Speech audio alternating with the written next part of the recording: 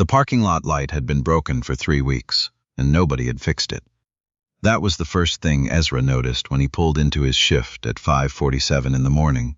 The dark corner near Pump 6, the flicker of nothing where orange light should have been. He'd written it up twice on the maintenance sheet. Both times, the note disappeared like it had never existed. He parked his bicycle against the dumpster, the same spot he'd used for 2 years, and pushed through the side door of the Sinclair station on Route 9 outside Dayton, Ohio. The overnight guy, a pale man named Reedy who never said much, was already grabbing his jacket off the hook. "Slow night," Reedy said. "They all are," Ezra said. Reedy left. Ezra put on his green vest, brewed the first pot of coffee, and settled in behind the register. Outside, the highway was quiet. A semi rolled past without stopping. The sky was the color of old iron. He was 23 years old. He had $74 in checking, a shift that ended at 2 in the afternoon, and a grandmother at home who needed her blood pressure medication refilled by Thursday. He'd been doing the math on that since Sunday. This is where the story starts. Not with something dramatic, just a young man at a gas station counter, watching the dark, doing the math. Her name was Vera Connell, though most people in that part of Dayton just called her Miss Vera. And she had been driving the same 2003 Buick LeSabre since before Ezra was born. She came into the Sinclair every Tuesday and Thursday for a large coffee, black, and a newspaper she probably didn't need to buy because she had cable news running at home all day. But she liked the routine. She liked seeing the same face behind the counter. On this particular Tuesday, she came in at 7:15, which was late for her. "You look tired," she told Ezra, dropping exact change on the counter. "Little bit," he said. "You sleeping?" "Here and there." She looked at him the way older women look at young men they've decided to worry about. "Your grandmother's doing okay?" "She's fine. Knee's been bothering her. Mine, too." She took her coffee. "You eating, Miss Vera? I'm asking." "Yes, ma'am, I'm eating." She left. He watched her Buick ease out of the lot and thought about how she'd been asking him those same questions, in that same order, for almost a year. Whether or not she knew it, those 3 minutes every Tuesday and Thursday were something he looked forward to. That's the thing about people like Ezra that the world tends to miss. They don't ask for much. They're not out here demanding recognition or waiting to be discovered. They show up, they do the work, and they hold the people they love together with whatever they have. The trouble started at 8:22 in the morning. Ezra was restocking the cooler when he heard the door open. 4 of them, maybe 5. The kind of young men who move in groups because individually they know they're not much. Loud before they even got to the counter. One of them knocked a rack of sunglasses sideways without looking back. He came out from the cooler and watched them. There was a man at Pump 4. Ezra had noticed him when he pulled in 20 minutes earlier. Older, maybe mid-60s, worn leather vest with patches. Ezra recognized as belonging to the Iron Cavalry, a motorcycle club that ran along the Route 40 corridor. The man's name, though Ezra didn't know it yet, was Augustus Cole. He'd been riding since 1979. He had a daughter in Columbus and a grandson he'd never met. He'd pulled in to top off his tank and eat one of the gas station sausage biscuits that his cardiologist would have been horrified by. He was the kind of man you could tell, just by looking, had seen more of life than most. The group of young men went past the register without buying anything, pushed back through the door, and headed straight for Pump 4. Ezra heard it before he fully understood what was happening. Voice raised. Then another voice, then something hard against the side of the pump. He moved to the window. There were 5 of them circled around Augustus Cole, who had his hands at his sides and his jaw set.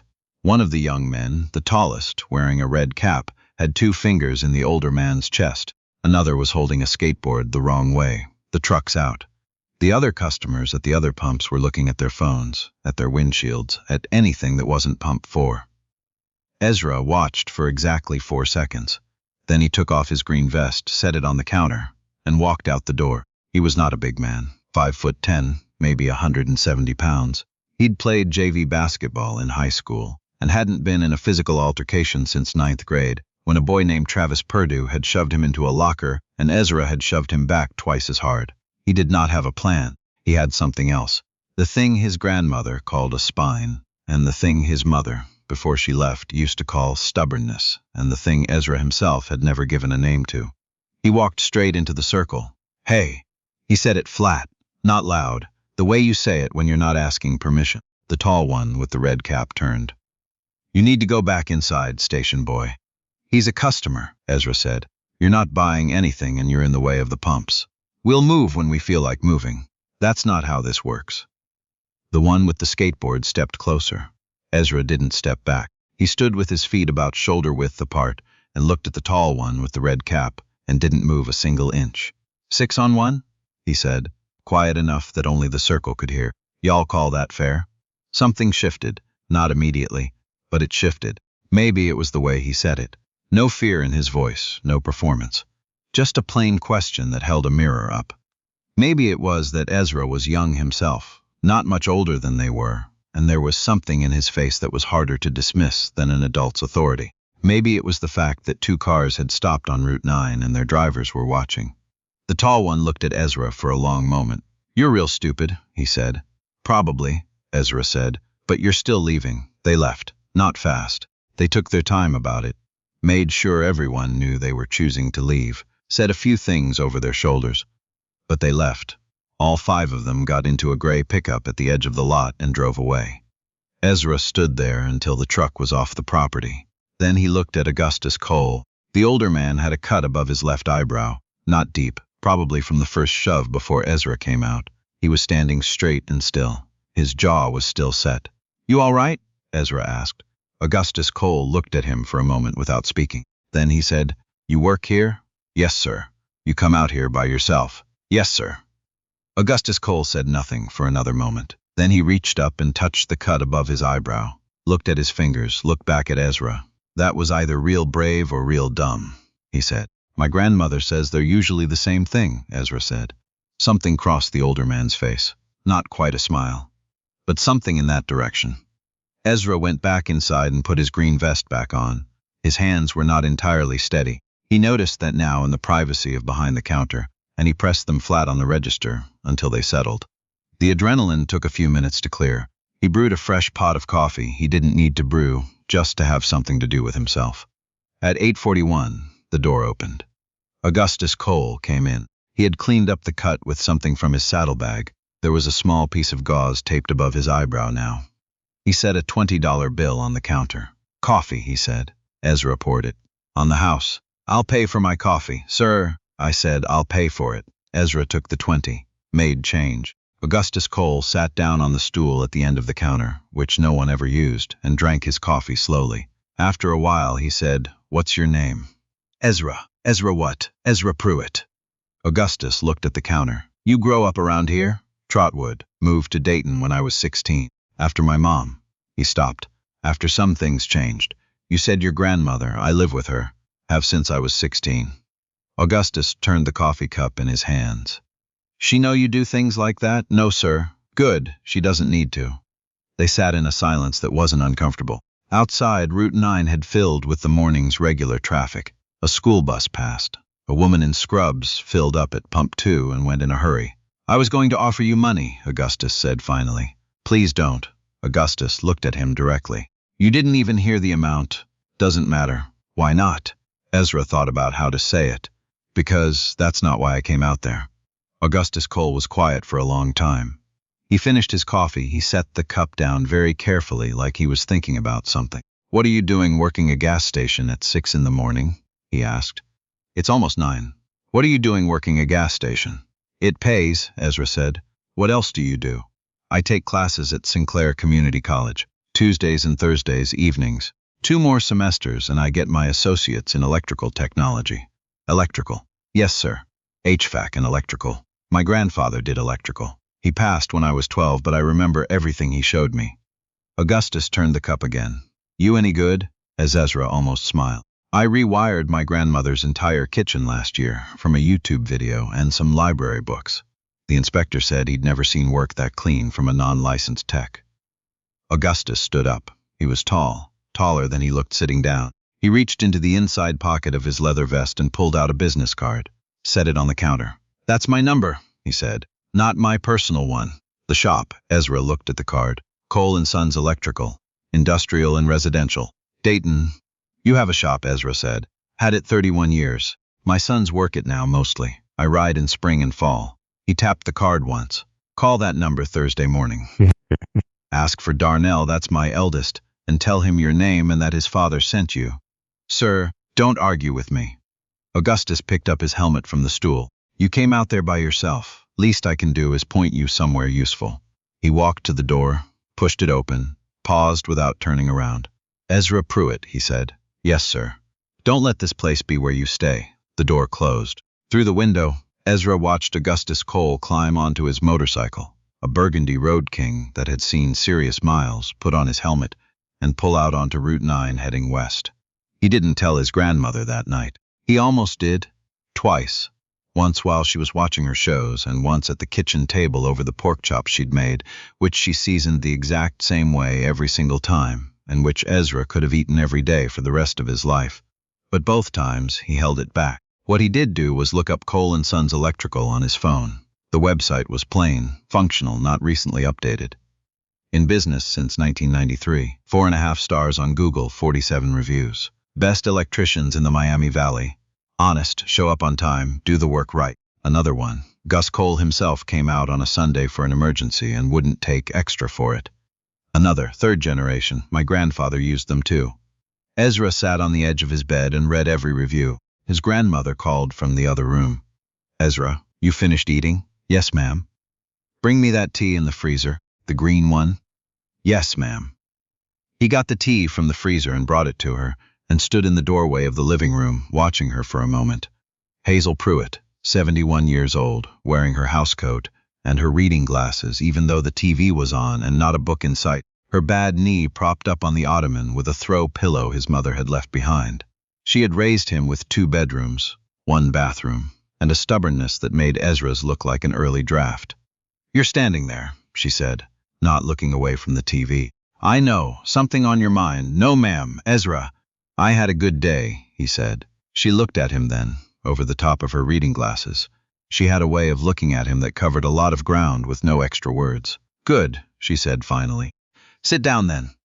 He sat down in the armchair, across from her, and they watched the rest of her show together. And he didn't say anything else, and she didn't ask anything else, and that was the kind of evening they'd always been best at.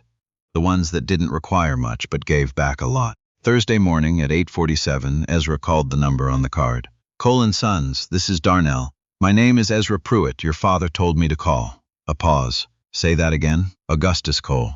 He told me to call before 9 on Thursday and ask for you by name. A longer pause. Then, my dad doesn't send people here. I know, Ezra said. I think that's why he did it. What happened next did not happen fast. That's important to say. Because in the telling of stories like this one, there's a temptation to compress things, to make it seem like one good morning rewrote everything. It didn't. Life doesn't work that way, and Ezra would have been the first to tell you so. What happened was, Darnell Cole invited him in for what he called an informal conversation, which was actually a 3-hour working interview in which Ezra diagnosed an electrical fault in their shop van that 2 other guys had looked at and missed. Darnell watched him work without saying much. Ezra explained what he was doing as he went, not because he was performing, but because that was how his grandfather had taught him. Say it out loud, make sure you understand it well enough to explain it. At the end of the 3 hours, Darnell said, You finish your degree, 1 more year. Ezra said, You finish it, we'll talk after. I need to keep my hours at the Sinclair. Keep them. We're not asking you to quit anything. We're asking you to come back in a year. Yes, sir. Stop calling me, sir. I'm 34. Yes, sir. Darnell shook his head, but there was something in the shake that wasn't entirely a no. Augustus Cole came back to the Sinclair twice before Ezra finished his degree. The first time was in October, on his way back from somewhere southwest, and he stopped for gas and coffee and sat on the same stool and asked Ezra about his classes, and listened to the answers the way adults rarely listen, not waiting to speak, just actually listening. The second time was the following April, and he brought his grandson. The boy's name was Marcus, and he was 8 years old, and he was terrified of motorcycles, but had apparently decided this was the year he would stop being afraid of them, which Augustus had told him was the right call. Marcus had his grandfather's jaw and his grandmother's eyes, and he sat on the stool next to Augustus and had the hot chocolate and watched Ezra with the studied gravity of an 8-year-old who is working something out. He works here, Marcus told Augustus, as if this was news. I know that, Augustus said. Why? Because work is work, Augustus said, and he does it right. Marcus turned back to Ezra. Do you like it? It's a job, Ezra said. Jobs aren't always about like. Sometimes they're about what you need to get to where you're going. Marcus considered this. Where are you going? Ezra looked at him. Good question. Grandpa says you're smart. Grandpa's being generous. He doesn't do that, Marcus said very seriously. He's not generous like that. Mom says he's hard to impress. From down the counter, Augustus was studying his coffee cup with great concentration. Is that right? Ezra said. Mm-hmm. Ezra leaned on the counter. Well, tell you what, I'm going to finish school, get my license and work electrical. Good electrical. The kind that keeps the lights on in hospitals and schools and the places that matter. Marcus thought about that. That's important. That's the idea. He graduated from Sinclair Community College on a Thursday evening in May, in a gymnasium that was too hot and had bad acoustics, with his grandmother in the third row in the new dress she had bought and refused to tell him how much it cost. She cried once, quickly, and then put on her sunglasses even though they were inside, and he pretended not to notice. The next morning, he called Darnell Cole. I finished. How'd you do? Top of my cohort. A pause. Come in Monday, 7:30. He still drives past that Sinclair station sometimes. Not out of nostalgia exactly. More the way you look at a place that held you for a while and know that it did what it was supposed to do without apology. The parking lot light at Pump 6 still flickers. Sometimes in winter, he's heard. Some things stay broken regardless. But Ezra Pruitt doesn't work there anymore. He is fully licensed now. Journeyman electrician, working his way toward master. He supervises 2 apprentices on the Cole and Sons crew, one of whom is 19 and reminds him of himself in ways that are sometimes uncomfortable and sometimes clarifying. He bought a car last year, a used Civic that runs well, which means he doesn't ride his bicycle to work in November anymore, which his grandmother considers a personal victory, even though she won't say so directly. Hazel Pruitt's knee was replaced in the fall and is better now. Her blood pressure is managed. The medication gets refilled before Thursday. That part took longer than one good morning to fix, but it got fixed. Augustus Cole came to the shop for a visit in December, which Darnell said he almost never does in winter. He shook Ezra's hand in the parking lot and looked at him for a moment without saying anything, and then he said, You're still here, Ezra said. Augustus nodded once. Got back on his motorcycle. Rode away. That was it. No speeches, no ceremony. That's the version of things that actually matters. Not the moment at Pump 4, though that mattered too. The version that matters is the one that comes after. The every morning version. The quiet Tuesday version. The fill in the maintenance sheet again version. Even when no one fixes it. Even when the light is still broken. Because you're the kind of person who writes it up anyway. The big moment doesn't make you brave. The 1,000 ordinary moments that come before it and after it. The way you show up when no one's watching. The way you hold the people you love together on a Thursday when the money's short. The way you stand flat-footed in a parking lot and say that's not how this works. That's what builds the person who's capable of the big moment when it arrives. Ezra didn't know, standing at that register at 8:22 in the morning, that his life was about to shift. He just knew what his grandmother had taught him. You don't walk past something wrong if you've got the legs to walk toward it. He had the legs. He walked toward it. The rest is just what happened next.